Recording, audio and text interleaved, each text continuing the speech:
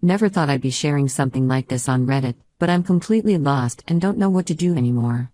This whole situation has turned my life upside down, and I need some outside perspective to make sense of it all. I grew up in a small town in Minnesota with what I thought was a pretty normal family. My parents had me when they were really young. Mom was 19 and Dad was 21. My sister Taylor came along 3 years later when they were a bit more settled. We lived in a modest 3-bedroom house that Dad had inherited from his parents. We weren't rich by any means, but we had everything we needed. Dad worked in construction, specializing in commercial buildings, and Mom was an elementary school teacher at the local public school. Our childhood was pretty typical. Mom and Dad worked hard to give us a good life. We went on camping trips in the summer, had family game nights on Fridays, and spent holidays with our extended family. Dad taught us how to fish, and Mom helped us with our homework. Taylor and I shared a room until I was 12, when Dad converted the basement into a bedroom for me. Looking back, those early years were really happy. One person who was always present in our lives was our Aunt Molly, Mom's sister, or at least that's who we thought she was. Molly lived about an hour away in the city, where she worked as a software developer. She never married or had kids of her own, but she was the cool aunt who always remembered our birthdays, bought us the best Christmas presents, and took us on special trips. I especially loved going to her apartment in the city. It was so different from our small-town life, and she always made me feel grown-up and special. Everything changed when I was 16. Dad was working on a 6-story office building when he fell from the scaffolding. The fall shattered 3 vertebrae in his back and crushed his right leg. He spent 2 months in the hospital and another 4 months in rehabilitation. Even after all that, he was never able to return to construction work.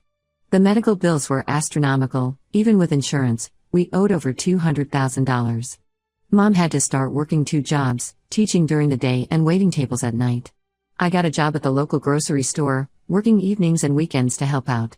Taylor was 13 at the time, too young to work legally, but she stepped up in other ways. She took over most of the household chores and helped take care of Dad while Mom and I were working. She gave up her after-school activities to be home when Dad needed help, and she learned to cook simple meals so Mom wouldn't have to worry about dinner when she came home late. That's when Aunt Molly really stepped in. She started paying Dad's medical bills directly, saying she had savings she wasn't using and wanted to help. She also insisted on continuing to pay for my piano lessons and swim team fees, saying I shouldn't have to give up everything because of the accident.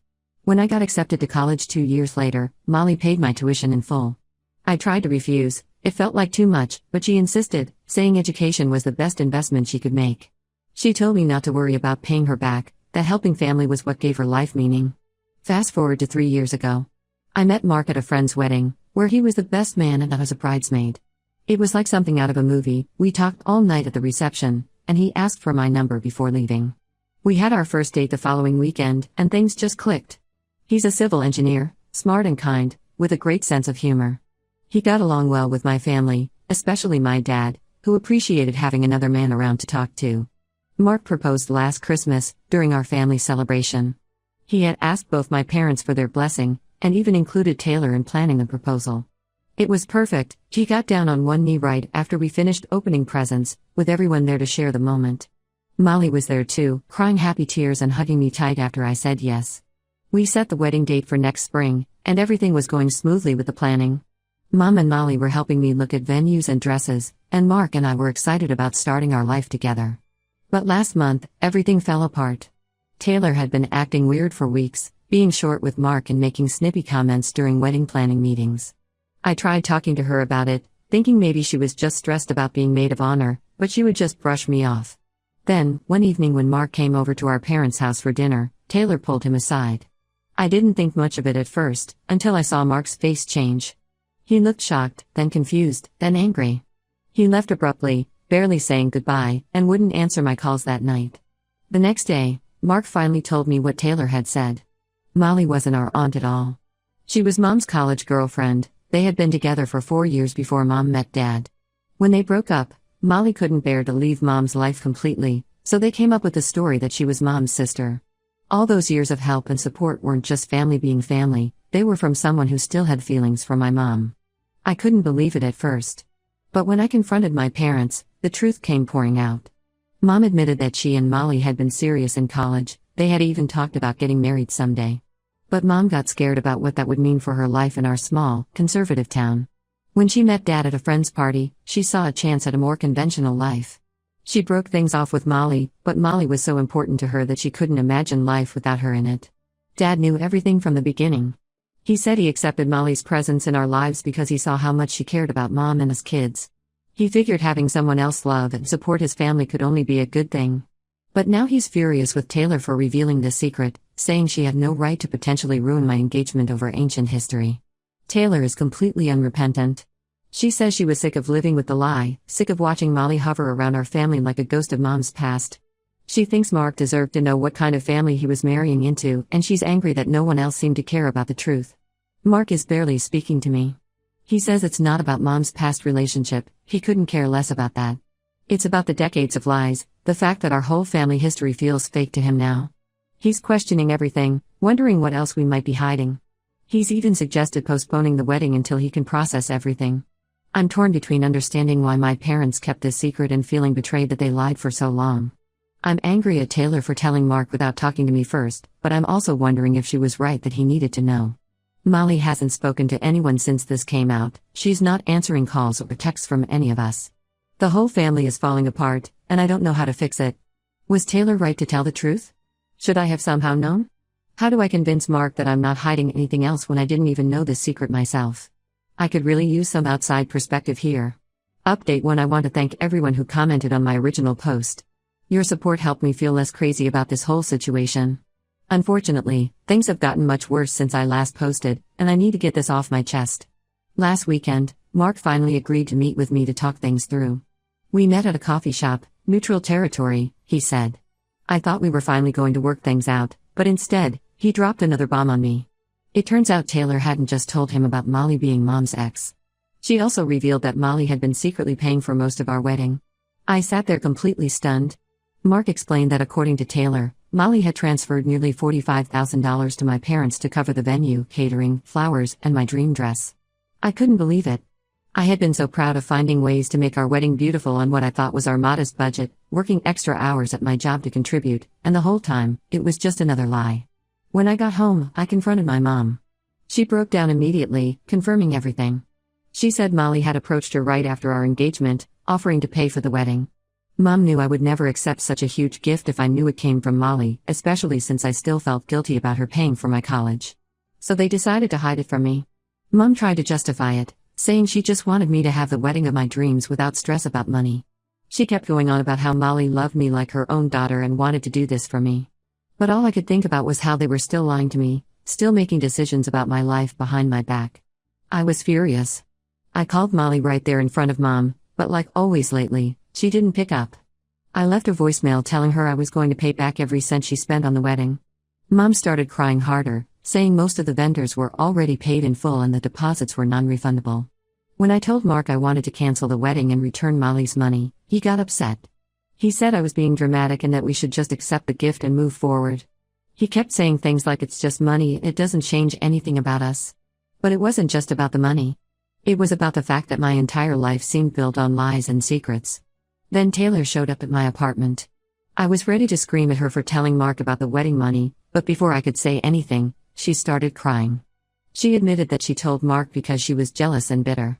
She started talking about all the times Molly had shown favoritism toward me over the years. According to Taylor, Molly had always treated us differently. She took me on special trips to the city, bought me expensive birthday gifts, and always seemed more interested in my life and achievements. When I got my first car at 16, Molly helped with the down payment. When Taylor got her first car 2 years later, she had to work all summer to afford it herself. Taylor said she used to cry herself to sleep wondering why our aunt loved me more than her. Now she knows, it was because I looked just like Mom did at my age. Molly even kept a photo of Mom from college on her desk at work, and the resemblance between us is striking. Taylor said every time Molly looked at me, she was seeing the woman she never got over. I felt sick hearing all this. I started thinking back over the years, remembering all the special treatment I got from Molly that I had never questioned. The extra Christmas presents, the shopping trips, the way she always sat next to me at family dinners. How had I never noticed how differently she treated Taylor? Mom tried defending Molly when I brought this up, saying Molly never meant to play favorites. But then Taylor said something that made everyone go quiet.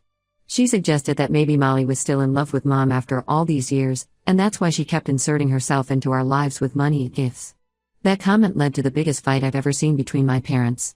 Dad started yelling about how he always knew Molly had ulterior motives, how he was tired of her trying to buy our love. Mom screamed back that he was being unfair, that Molly had saved our family after his accident, and never asked for anything in return.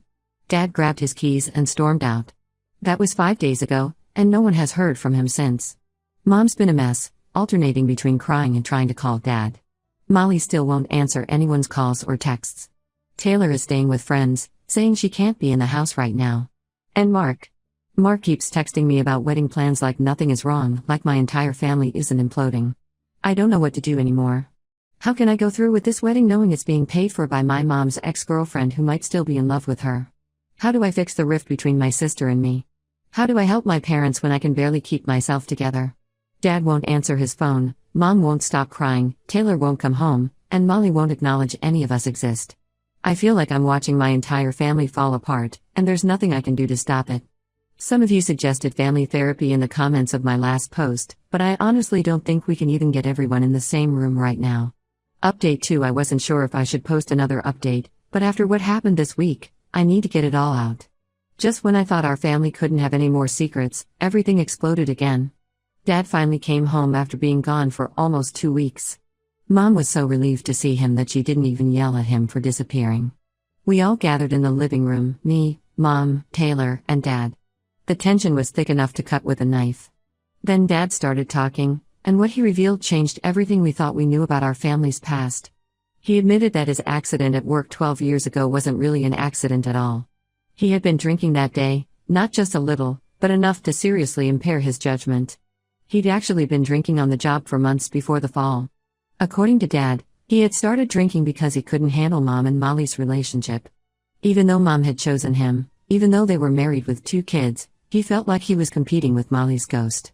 Every family dinner, every holiday, every time Molly showed up with expensive gifts or offers to help, it ate away at him. The day of the accident, he'd been drinking since morning. He was up on the scaffolding, 6 stories high, when he lost his balance. The fall that shattered his back and destroyed his leg wasn't just bad luck or a workplace accident, it was the result of his own choices. But here's the part that made me physically sick: Molly knew. She found out while Dad was in the hospital because she overheard him talking to Mom when he was high on pain medication. Instead of exposing him, she stepped in and started paying the medical bills. She knew that if the truth came out about him being drunk at work, he would lose his workers' compensation and probably face criminal charges. The construction company would have sued him, and our family would have been ruined. Taylor completely lost it when she heard this. All those months she spent taking care of Dad, skipping school activities to be home with him, learning to give him his medications and help him with physical therapy, it was all because of his drinking. She started screaming at him, calling him selfish and saying he ruined her teenage years. Then she grabbed her purse and ran out of the house. Mom just sat there, completely silent. When Dad finished talking, she quietly asked him if he was still drinking. He couldn't look her in the eye. That's when Mom got up and walked out too, saying she needed time to think. I didn't know what to feel. On one hand, I was angry at Dad for being so reckless, for letting his jealousy of Molly drive him to do something so stupid. On the other hand, I felt guilty for never noticing how much he was struggling with Molly's presence in our lives. The next day, Mark came over. I thought maybe he was there to support me through all this, but instead, he handed me back my engagement ring. He said he'd been thinking a lot over the past month, and he couldn't see a future with someone whose family had so many secrets and lies. He said he was worried that keeping secrets was in my DNA, that someday I might hide things from him too. I tried to explain that I was just as shocked by all these revelations as he was, that I never knew about any of it. But he wouldn't listen. He said he needed someone whose life was more stable, whose family was less complicated. Then he left, and I haven't heard from him since. Taylor is still not speaking to Dad. She moved in with her friend and blocked Dad's number. Mom came back home but is sleeping in the guest room. She told me she can't look at Dad the same way anymore, not just because of the drinking, but because he let her blame herself for his accident all these years. She'd always thought it was because she asked him to work overtime so they could afford a family vacation that year. Molly finally sent me a text. All it said was, "I'm sorry for everything." I don't even know how to respond to that. Sorry for lying about being our aunt? Sorry for paying our medical bills? Sorry for still being in love with my mom? Sorry for turning our family into this mess? There are too many things she could be sorry for, and I'm not sure I want to hear about any of them. The wedding is officially cancelled. I lost the deposit on my dress, but honestly, I don't even care anymore. Every time I look at it hanging in my closet, all I can think about is how Molly paid for it, how every part of my life seems tainted by lies now. Update 3. I want to share what's probably going to be my final update on this situation. A lot has changed in the past few months, and I think I'm finally starting to see things clearly. After everything that happened, I knew I needed to get away from all the drama. When my company offered me a transfer to their Seattle office, I took it without hesitation. Some might call it running away, but I call it self-preservation. I packed up my apartment, said goodbye to the few friends who stuck by me through all this, and moved across the country. The distance has given me perspective I couldn't get when I was in the middle of everything. My new apartment is small, but it's mine, and more importantly, it's drama-free. I've been going to a local gym, joined a book club, and even started taking pottery classes. For the first time in months, I can breathe without feeling like there's a weight on my chest. Last week, Molly reached out to me. She sent a long email explaining everything from her perspective. She wrote about how she and Mom met in college, how they fell in love, and how terrified they both were of being out in the early 90s. When Mom chose Dad and a normal life, Molly said she was heartbroken but couldn't imagine not being part of Mom's life in some way. She admitted that she probably crossed boundaries over the years, especially with the money. She said she never meant to show favoritism between Taylor and me, but she could see now how her actions affected both of us. The wedding money, she explained, was her way of trying to make up for all the lies, but she realized too late that it only made things worse. I replied to her email, telling her that while I appreciate her honesty now, I need time to process everything. She respected that and said she would be there when and if I was ready to talk more. As for my family, things are still complicated. Mom and Dad are still living together, but it's more like they're roommates than husband and wife. Dad finally admitted he has a drinking problem and started going to AA meetings. Mom says she's proud of him for getting help, but she's not sure if their marriage can recover from all the lies. Taylor moved out of her friend's place and got her own apartment in the city. She's still angry at Dad, but she started talking to Mom again. She even called me last week to apologize for how she handled everything with Mark. She said she was so focused on exposing the family secrets that she didn't think about how it would affect my life. Speaking of Mark, I heard through mutual friends that he's dating someone new. It stung at first, but honestly, I'm relieved.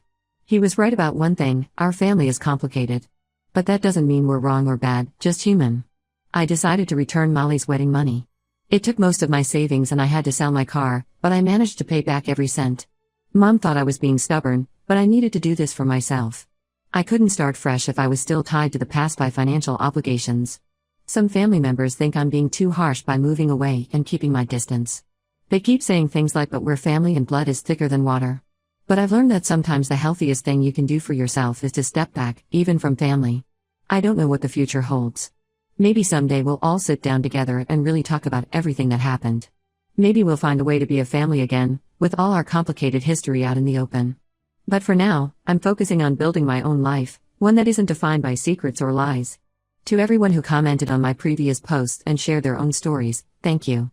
You helped me realize that it's okay to choose yourself sometimes, even if other people don't understand.